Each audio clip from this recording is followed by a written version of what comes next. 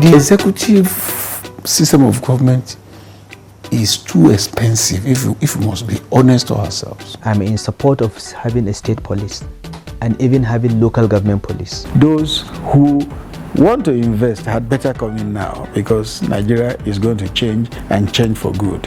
We have given in to sentiments that are tribal or religious or political. Whoever is honest in politics will begin to run into problems.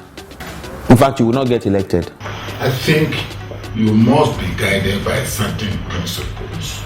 Me, I like my country. I like the land and people. Everything is there for Nigeria. Make we join hands to make Nigeria better. True Nigerians, heroes of our time. Let's go there. This gentleman, Tukur Buratai, has done a lot for his country. He has changed hitherto a terrible narrative, terrible situation into a better situation for our country. And of course, all these things were done possible by the grace of Almighty God, and also with the vision of Mr. President and his desire to have a better Nigeria for Nigerians. And being a true Nigerian himself, remember President Buhari made that famous remarks when he came in his first as a military, his first administration as a military head of state, and we have no place better than Nigeria, and as such we must stay and salvage it together. So this is a true statesman, a true Nigerian statement who has lived up to his words. Documentation of that book reflects largely, my actions and my utterances. My abusers, let me use that word also, and praisers, those that praised me, those that appreciated me, but there are those that also wrote, so many negative things and so on. But the book also gave a very good narrative, a perspective, the true perspective, on what really transpired on a patriotic pedestal or patriotic viewpoint, as expressed by Bese and his other co-authors, or those who supported him in putting the papers together. So I will call Bese as a true Nigerian too. All right? Okay. Yeah. Okay. I initially asked the question about how equipped the Nigerian military is, and the welfare, because especially welfare, because most Nigerians think that our military people, our paramilitary people are not probably taken care of properly in terms of welfare.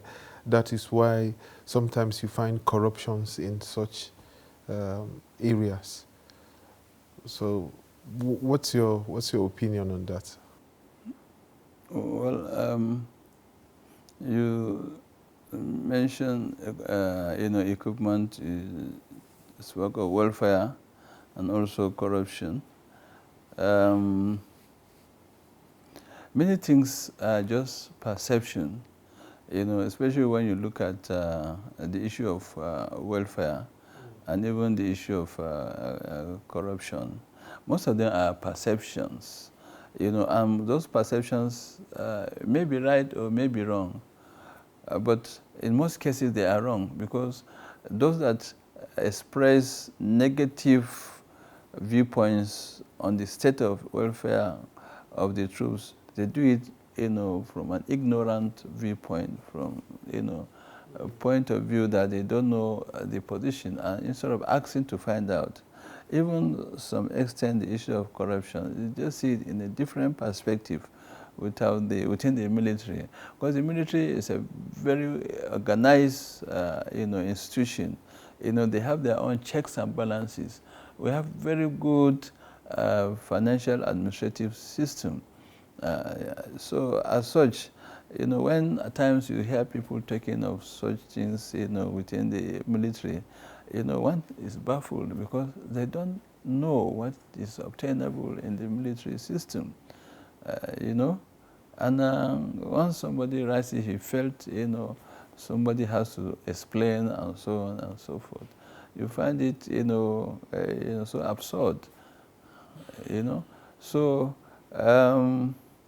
issue of welfare is something that continues to evolve, just using our word evolving, and you continue to improve, and the military itself has documented or has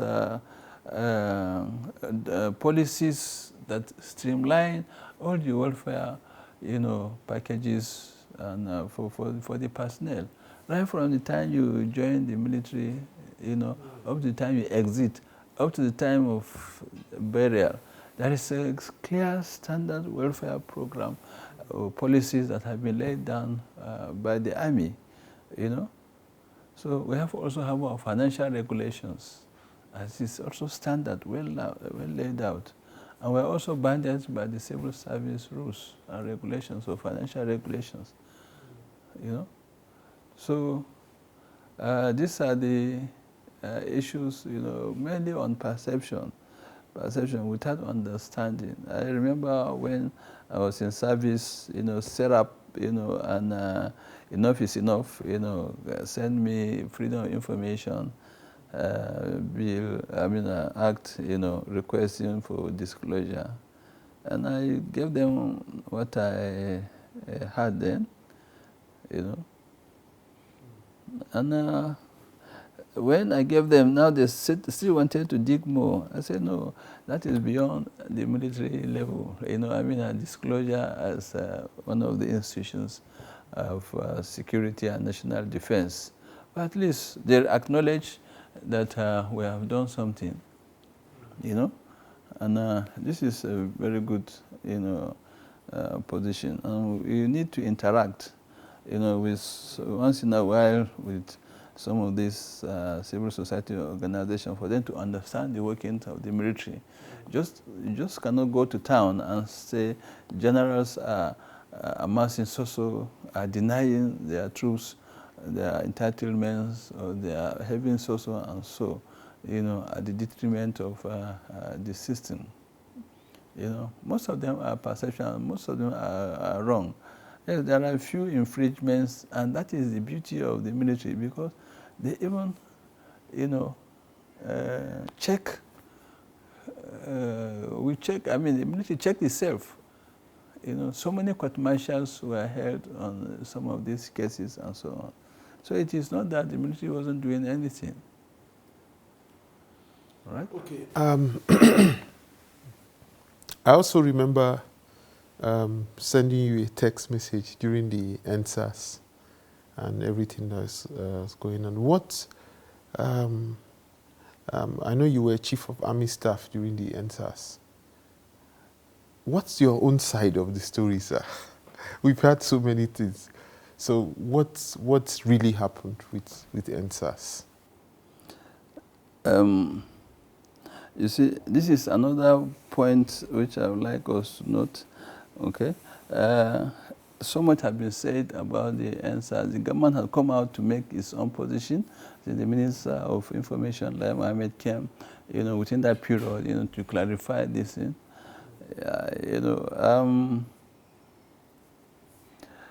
You see, I quoted, I made reference to the NSAS earlier in one of your questions. Yes. My response is, the youth have been misguided, unfortunately.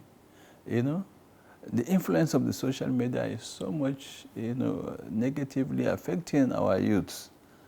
That NSAS protest, especially the damages caused, were unnecessary. highly unnecessary. So, but by and large, I think even those that came to blame the security agencies of high-handedness and so on, they discovered that they were nothing like, what they said happened. And they retracted their own pronouncements, also publications and so on. So, but the damage has been done. I'm sure some businesses in Lagos will take another decade before they recover, or even more. Because the damages in public infrastructure, private property, and businesses and so on. That was when he was hijacked. That was when he was hijacked. That is, you use hijack. Please cut it, make it in quotes. Okay.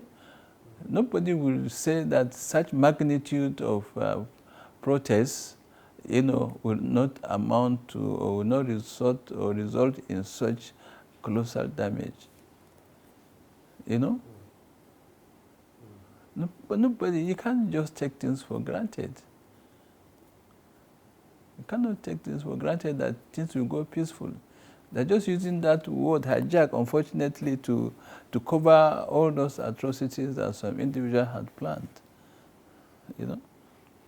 They say it's hijacked, but as far as I'm concerned, there are more to that being hijacked, because everybody knew. They saw the policemen who were being killed, police stations were being attacked, ransacked. What do you call it? Prisons, were being broken into, and prisoners were set free in different parts of the country. Warehouses were looted, and so on. And you call it hijacked. And the planners, the organizers, didn't they know? What were they looking for? And government had considered all their requests. In the first 2-3 days, they have considered all their requests. But they continue to evolve, using your word evolving, evolve new demands. So all those things were pre-planned. Otherwise, the very day, the moment the government, said, we have considered your demands, you could have gone back. But what happened? As if, this thing was further ignited. And that was what led to the so-called hijack. If they are, sorry, I don't want to join wars with these people. But the point, if they are really sincere, they could have, call off that, strike at that moment when the government acceded, and said no more. But they allow you to go, and you are telling me it's hijacked. Eh? And unfortunately, even the judicial panel instituted there, they just did what they did, without actually knowing what they did, actually, or bringing out the real listing. That was when he was hijacked. That was when he was hijacked. But I'm not the one to judge. But what the state government came, the white paper, whatever position they took, you know what they have said. I was opportune to live for years in Borno State. I went to Government Science Secondary School, Bama. I also went to Konduga when it was Government Secondary School, Konduga. I used to live in Maiduguri, and it was one of the most peaceful states. In fact, in those days when they have ASU strike, the only university that was not included was University of Maiduguri. Somehow they continue. So for me, growing up as a child, it was one of the most peaceful northern states in Nigeria. But today the story is different. No, not today. Maybe 5 years back, maybe 6 years back. Yeah. You are an indigene of Borno State. How does that make you feel, and what are you still doing? We know you've done a lot. What is it that you are still doing to to better the lives of the people of Borno State? Well, when you talk of me as an individual, in my capacity as an ambassador or as capacity as retired general or as Buratai, but just by the way, yeah, you know, your perspective, you know, what you said about the Borno, you know, pre-2009, you know, highly peaceful, very you know, serene environment in terms of trade and commerce being flourished in that area, and you can travel at any time of the day or night, and nothing will happen to you. I grew up in Maiduguri specifically, and I've been to many of those places around. And you see, the insurgency was highly unfortunate, and just like we said earlier, you know, it's not something that, you know, started even in 2009. It started far beyond or before. Started far before 2009. So as such, you know.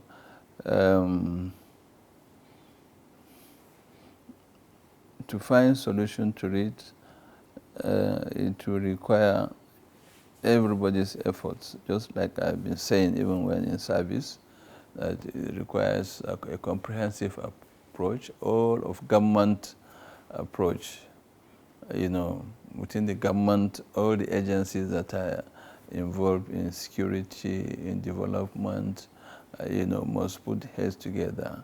Then all the tiers of government must be involved, you know, to get all the traditional institutions, all the clergy, religious organizations, all the cultural groups or tribal groups must put heads together, you know, to get the solution. It's not a matter of an individual, you know, that will find the solution. We've done a lot. I don't need to recount what, you know, what happened, but by and large, I believe the military has done very well with the support of President Buhari. You know, things have changed dramatically, and as I said earlier, too, you know, we cannot see ourselves going back to probably the pre-2015 period of Boko Haram, and so on.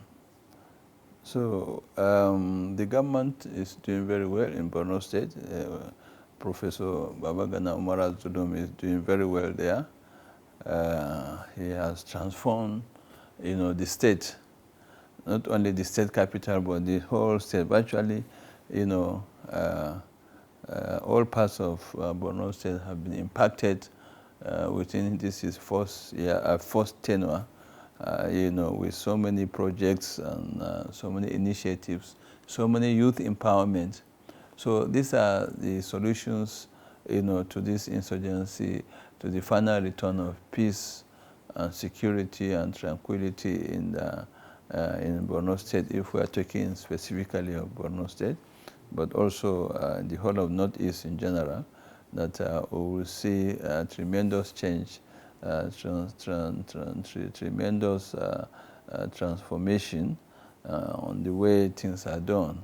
We hope that very soon life will go back to normal in the rural areas and in other local government areas. But as far as Maiduguri city is concerned, I think life has come back to normal, you know, but just few pockets of, you know, terrorist activities here and there in some few locations that are still persistent. But I believe that one will also come to an end very, very soon. So in our own part, you know, in my own part, we continue to advocate, to advise, you know, both the military as well as the you know, leaders, you know, at the state level and even within the communities that we can reach on the best way to handle, you know, this insecurity.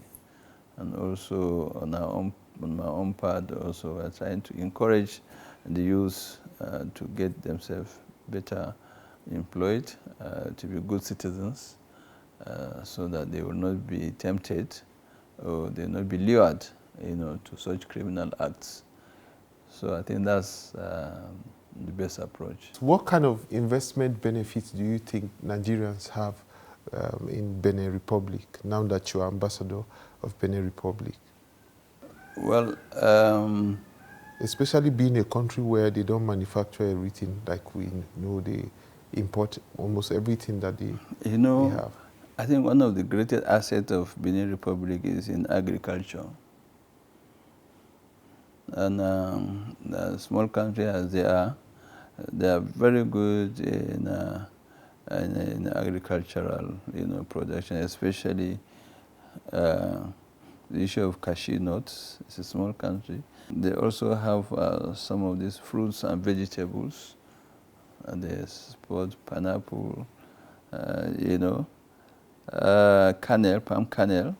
You know, it's a major export product of Benin. So we have a lot of this thing.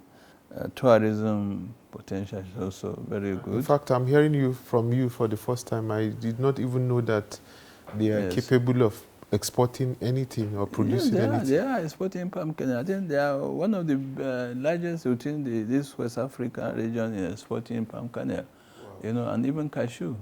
What's your prayer and dream for Nigeria as a country? This is a very big question, and of course it's very wide. I'm talking as a citizen of Nigeria, as a true Nigerian. Surely we would like to see Nigeria, you know, developing, you know, to compete with the other great countries across the world. You know, at a certain point, we are very, in fact, we are at par with most of these, you know, developed countries. So we look forward to see a Nigeria that is great militarily, that is great economically. We're doing our best, you know, right now. Nigeria, I think, is one of best economies, you know, in Africa. You know, it has the best economy in Africa, and but I think we can go beyond Africa. That's what I foresee. And answer our names as giant of Africa. Africa, that's right. You know, so I think that's what I foresee. If I talk further, I will talk like a politician. So, but I'm not yet a politician, so I don't want to talk.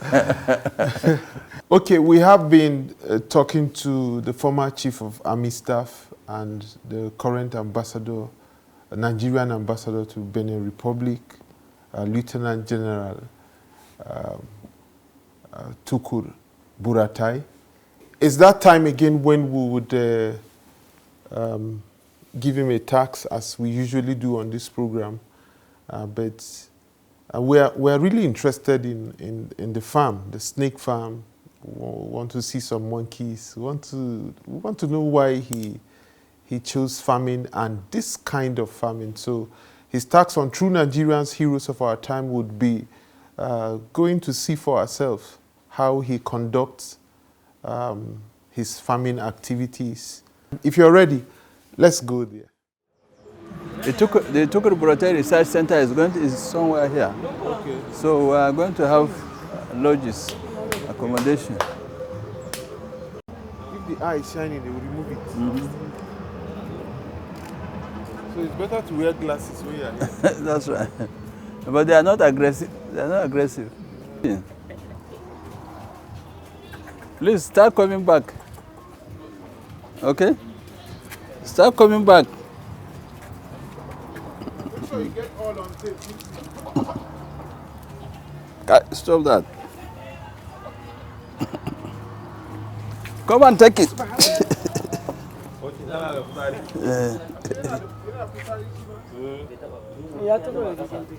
Okay, madam.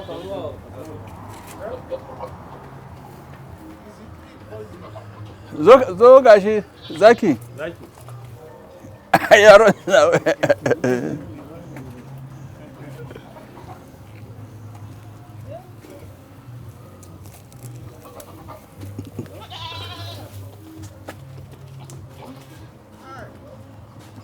Ka gudu.